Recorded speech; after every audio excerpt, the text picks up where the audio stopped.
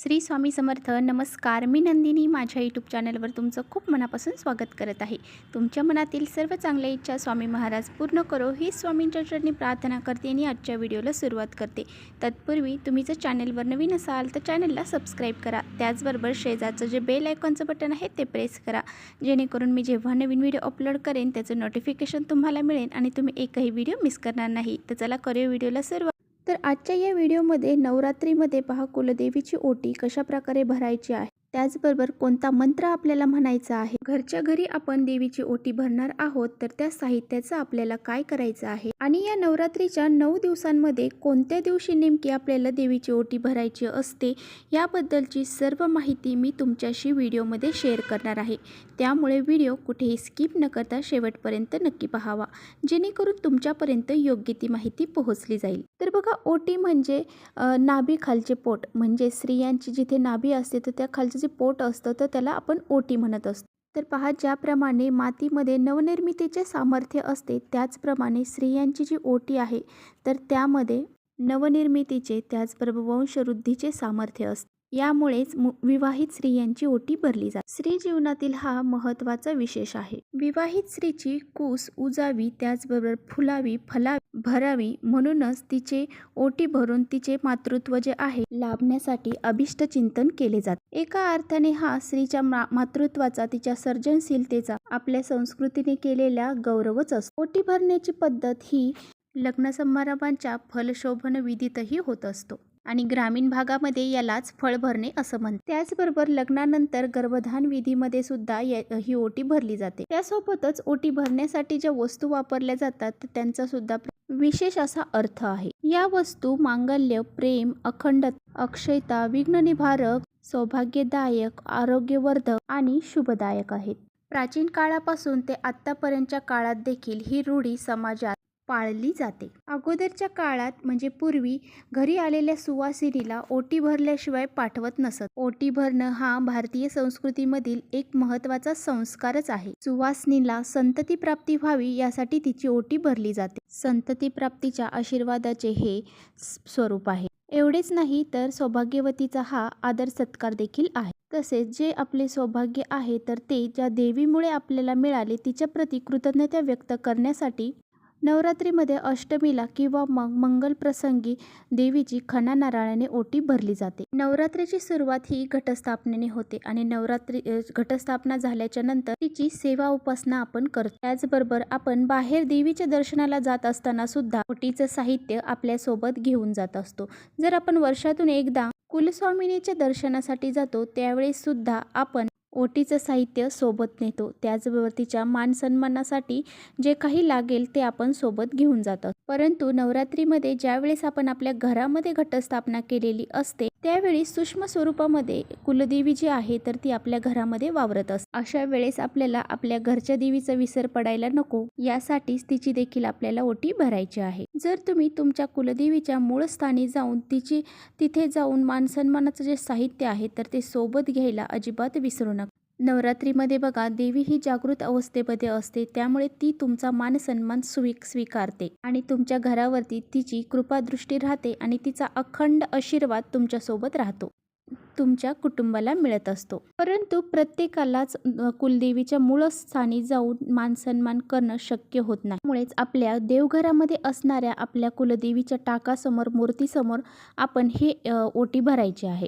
कुलदेवीची ओटी भरताना पहा, त्या ओटीच्या साहित्यामध्ये कोणतं सामान असावं किंवा मग तुम्ही कुलदेवीच्या मूळ स्थानी जाऊन तिथे जाऊन ओटी भरणार असाल तर कोणतं साहित्य सोबत घेऊन जायचं असतं. तर या सर्व गोष्टी आपल्या सर्वांना माहीतच असतील, परंतु आपण व्हिडिओमध्ये सुद्धा शेअर करणार आहे. तर पहा, आता प्रामुख्याने आपल्याला देवीची ओटी भरताना सहावारी साडी न घेता नऊवारी साडी घ्यायची आहे आणि प्रॉपर खण आपल्याला घ्यायचा आहे. तर बघा, देवीला सहावारी साडी ऐवजी नऊवारी साडी अर्पण करण्यामागं सुद्धा एक शास्त्र आहे. देवीच्या 9 रूपांची सेवा असते. त्याचबरोबर जो खण असतो, जो त्रिकोणी खण आहे, हा ब्रह्म, विष्णू, महेश या त्रिदेवांचा शक्तीचा प्रतीक मानला जातो. देवीला अर्पण करणारी जी साडी आहे तर ती रेशमी असावी. देवीच्या मूर्तीतून निघणाऱ्या लहरी ह्या रेशमी वस्त्रामध्ये समाविष्ट होत असतात. त्यावरती खण आणि ओटीचे साहित्य ठेवावे. श्रीफळ अर्थात नारळाची शेंडी ही देवीच्या दिशेने ठेवावी. आणि त्यावरती थोडेसे तांदळ घ्यावे.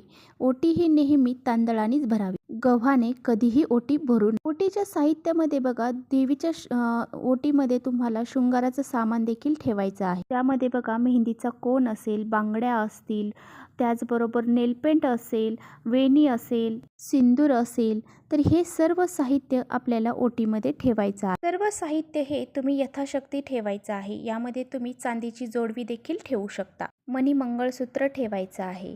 त्याचबरोबर सर्व जे साहित्य आहे तर ते आपल्याला एका ताटामध्ये ठेवायचं आहे. जरी तुम्ही घटस्थापना केलेली नसेल किंवा केलेली असेल तर तिथेच आपल्याला ही ओटी ठेवायची आहे. आणि जरी तुम्ही अखंड दिवा लावलेला नसेल किंवा असेल, देवीचा टाक असेल, मूर्ती असेल, तर तिथे तुम्हाला ही ओटी भरायची आहे. आता बघा, जे आपण ओटीचं साहित्य ताटामध्ये घेतलेलं आहे तर हे ताट आपल्याला आपल्या कुलदेवी समोर ठेवायचं आहे. यानंतर तुम्हाला कुलदेवीच्या नावाचा जय जयकार करायचा आहे. उदे उदे महाकाली, महालक्ष्मी, महासरस्वती, राजराजेश्वरी, आई साहेब, श्री अंबे माता की जय, अशा प्रकारे आपल्याला जय जयकार करायचा आहे. असा जय जयकार आपल्याला 3 वेळेस करायचा आहे. असा जय जयकार करत हे ताट जे आहे ते उचलायचं आणि देवीच्या मूर्तीसमोर न्यायचं आणि आपल्या छातीपर्यंत आणायचं. आपल्याला 3 वेळा करायचं आहे. आणि त्याचबरोबर देवीला ओटी स्वीकार कर असं आणि आपल्याला मिळालेल्या सौभाग्याप्रती देवीचे आभार मानायचे आहे. आणि त्याचबरोबर देवीची कृपादृष्टी आपल्यावरती राहावी यासाठी आपल्याला देवीला प्रार्थना करायची आहे. तर त्यानंतर ही ओटी आपल्याला खाली ठेवायची आहे आणि आपण ओटीवरती जे तांदूळ ठेवलेले आहेत तर ते तांदूळ आपल्याला उचलायचे आहेत आणि ते तांदूळ आपल्याला आपल्या पदरामध्ये म्हणजेच आपल्या ओटीमध्ये घ्यायचे आहे. असं केल्याने बघा, आपल्या घरामध्ये कधीच कशाची कमतरता भासत नाही, असा त्यामागचा अर्थ आहे. तर पहा, जसं मी अगोदर सांगितलं, ओटी भरण्याचा आशीर्वाद मातृत्व प्राप्तीच्या पद्धतीमध्ये आहे. आणि हे आपल्याला सौभाग्य जे मिळालेलं आहे तर ते आपल्या कुलस्वामिनीमुळे मिळाले आहे. आपल्या कुलस्वामिनीच्या प्रती कृतज्ञता म्हणून आपल्याला अष्टमीला किंवा तिच्या मूळस्थानी जाऊन खणा नारळाने तिची ओटी भरावी आणि तिचा मान सन्मान करावा. नवरात्रीच्या पहा, पहिल्या दिवसापासून नवमीपर्यंत, तर या दिवसामध्ये तुम्ही कधीही घरच्या घरी तुमच्या कुलदेवीची ओटी भरू शकता. पण याचा खरा मान जो आहे तर तो अष्टमीला असतो. त्यामुळे तुम्ही अष्टमीला किंवा नवमीला तुमच्या देवीची जी कुलदेवी आहे तर तिची घरच्या घरी ओटी भरू शकता. तर बघा, सर्वात महत्त्वाचा प्रश्न आहे तो म्हणजे या ओटीच्या साहित्याचं आपल्याला काय करायचं आहे. तर पहा, आता ज्या साडीचा आपण वापर केलेला आहे देवीची ओटी भरण्यासाठी, तर तो स्वतःसाठी सुद्धा तुम्ही ती साडी वापरू शकता. परंतु पण ओटी भरण्यासाठी नऊवारी साडीचा उल्लेख केलेला आहे आणि त्यामागे सुद्धा एक शास्त्र आहे. बघा, जर तुम्ही नऊवारी साडी जर देवीची ओटी भरण्यासाठी घेतलेलं असेल तर ते तुम्हाला तसंच ठेवायचं आहे. बघा, वर्षातून एकदा तरी आपण आपल्या कुलदेवीच्या मूळ स्थानी जाऊन तिचा मान सन्मान करायचा असतो. मग हे जे नऊवार साडी आहे तर ती तुम्ही त्यावेळेस त्या देवीला तिथे जाऊन तुम्ही अर्पण करू शकता. आणि जर तुम्ही सहावारी साडी म्हणजे तुमच्या घरामध्ये एखादी कोरी साडी असेल आणि त्याचीच तुम्ही ओटी देवीची भरलेली असेल तर मग ही साडी तुम्हाला देवीच्या मूळ स्थानी जाऊन तिथे ओटी भरण्याची काही गरज नाही. तर ती साडी तुम्ही स्वतः वापरू शकता किंवा मग तुमच्या सासूबाईंना सुद्धा वापरायला देऊ शकता. आता बघा, जर ह्या बाकीचं जे साहित्य आहे तर त्याचं काय करायचं. तर आता समजा तुम्हाला जर नऊवारी साडी जर तुम्ही घेतलेली आहे आणि तुम्ही देवीच्या मूळ स्थानी जाऊन ती ओटी भरणार असाल तर ह्या साहित्य तोपर्यंत खराब होऊ शकतं. पहा, यामध्ये आपण तांदळाचा वापर केलेला आहे, त्याचबरोबर श्रीफळ असेल किंवा मग अजून 5 फळांचा वापर आपण त्यामध्ये केलेला तर हे खराब होऊ शकतं. त्यामुळे या साहित्याचं आपल्याला काय करायचं आहे तर तांदळाची आपण खीर बनवून खाऊ शकता आणि जे काही श्रीफळ वगैरे आपण वापरलेलं आहे तर ते तुम्ही प्रसाद म्हणून खाऊ शकता. आणि जे काही शृंगाराचं साहित्य आपण त्या ओटीमध्ये ठेवलेलं आहे तर ते सर्व साहित्य तुम्ही स्वतः वापरू शकता. आपण ज्या काही वस्तूंचा वापर केलेला आहे ते सर्व सौभाग्याचे अलंकार आहेत. त्यामुळे मनामध्ये कोणतीही शंका ठेवायची नाही आणि ह्या साहित्याचा आपण वापर करायचा आहे. तर बघा, जर तुम्ही चांदीचे जोडवे केलेले असतील आणि मणिमंगळसूत्र केलेलं असेल तुम्ही देवीला ओटी अर्पण करण्यासाठी, मग ते तुम्ही तसंच डब्बीमध्ये ठेवू शकता आणि ज्यावेळेस तुम्ही देवीच्या मूळ स्थानी जाल तेव्हा तिथे जाऊन तुम्ही ते नेऊ शकता, सोबत घेऊन जाऊ शकता। आणि आता बघा जे काही आपण बघा आपल्याला आपल्या ओटीमध्ये दक्षिणासुद्धा ठेवायची होती, तर ती दक्षिणा जी ठेवलेली आहे तर ती दक्षिणा तुम्ही तुमच्या देवीच्या मूळ स्थानी जर गेला तर तिथे त्या देणगीच्या पेटीमध्ये टाकू शकता। नाही तर तुम्हाला असं वाटलं की घरीच तुम्हाला तुमच्या कुलदेवीसाठी एखादी काही गोष्ट करायची असेल तर ती जी दक्षिणा ठेवलेली आहे त्याची तुम्ही करू शकता। तर पहा अशी ही ओटी तुम्हाला नवरात्रीच्या काळामध्ये देवीची अष्टमीला भरायची आहे। देवीची सांगता जी आहे तर देवीची ओटी भरून करणे म्हणजे देवीच्या निर्गुण तत्वाला आपल्या आध्यात्मिक उन्नतीचे व कल्याणाचे कार्य करण्यास सगुणास येण्यास आवाहन करणे होय।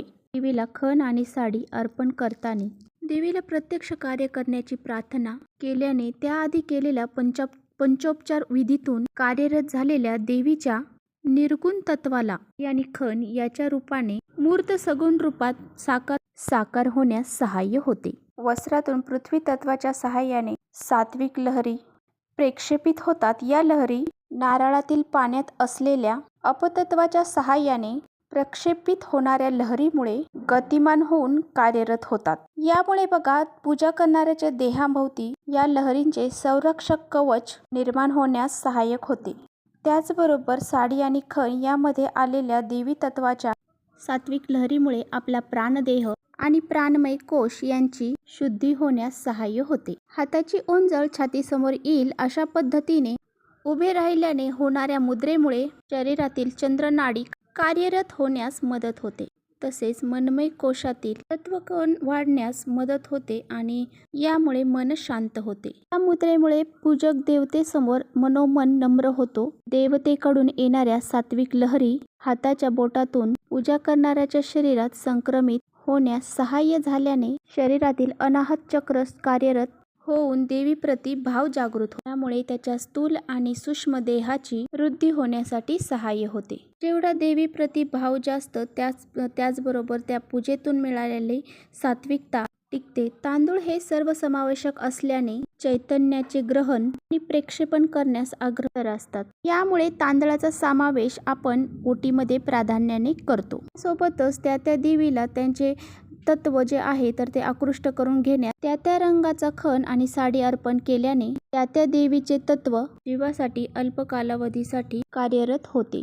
50% जास्त आध्यात्मिक पातळीच्या किंवा भाव असणाऱ्या साधकाने देवीला विशिष्ट रंगाचा खण आणि साडी अर्पण करण्याची तेवढी आवश्यकता नसते। कारण जीवाच्या भावावर प्रार्थनेवर अल्प अधिक प्रमाणावर देवीच्या तारक किंवा मारक या रूपाने जीवाने कार्य करणे अवलंबून असते। आपल्या प्रत्येकाच्या प्रत्येक कुटुंबाची एक कुलदेवी असते। कुलदेवीची आराधना करणे, कुलदेवीची सेवा करणे अत्यंत गरजेचे असते। त्यासोबतच वर्षातून एकदा तरी संपूर्ण कुटुंबाने आपल्या कुलदेवीच्या मूळ स्थानी जावे आणि कुलदेवीचे दर्शन घ्यावे। त्याचबरोबर घरातील विवाहित महिलेने कुलदेवीचे दर्शन घेऊन तिची ओटी भरावी। कुलदेवीच्या या गोष्टी केल्यामुळे कुटुंबामध्ये सुख समृद्धी येते अशी मान्यता आहे। तर नवरात्रीच्या 9 दिवसात देवींच्या 9 रूपांची सेवा उपासना करण्याबरोबरच कुलदेवीची आपल्याला ओटी देखील भरायची आहे। तसे तुम्ही 9 दिवसामध्ये कधीही ओटी भरू शकता, परंतु शक्य झालं तर तुम्ही अष्टमी आणि नवमी या दिवशी देवीची ओटी भरून देवीचे कृपा आशीर्वाद मिळवू शकता। त्याचबरोबर एका तरी सौभाग्यवती स्त्रीची ओटी भरून तिचा मान सन्मान करावा। यामुळे सुद्धा देवीचे कृपा आशीर्वाद तुम्हाला लागतात आणि तुमच्या कुटुंबाभोवती देवीचे संरक्षण कवच तयार होते। तर अशा प्रकारचा आजचा व्हिडिओ होता। व्हिडिओ तुम्हाला थोडा जरी आवडला असेल ना तर नक्की लाईक करा। चॅनलवर नवीन असाल तर चॅनलला सबस्क्राईब करा। परत भेटूया अशा छानशा व्हिडिओसोबत। तोपर्यंत श्री स्वामी समर्थ। जय माता दी।